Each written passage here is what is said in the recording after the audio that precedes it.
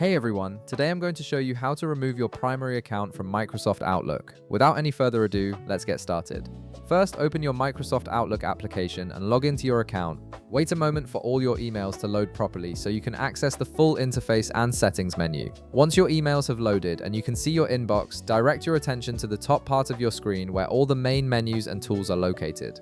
This is where you'll find the essential navigation options for Outlook. Look for the File tab in this menu bar and click on it to open the File menu. After clicking on File, the menu will expand to show various account and application options. Now look at the right side of this File menu.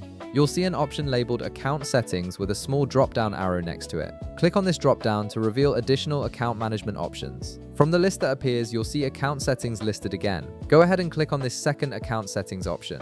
This will open a new dedicated window specifically for managing all your email accounts and their configurations. In the account settings window that appears, you'll notice several tabs at the top. Start by clicking on the Email tab to view all the email accounts currently connected to your Outlook application. This tab displays a list of every email address you've added to Outlook, making it easy to manage multiple accounts from one place. Now, to identify and remove your primary account, look through the list of email accounts displayed in this window. Your primary account will have a small check mark next to it, which indicates it's set as the default account for sending emails. Click on this email account with the check mark to select it. Once it's highlighted and selected, look at the header section of the email tab where you'll find several buttons for managing accounts. Click on the Remove button.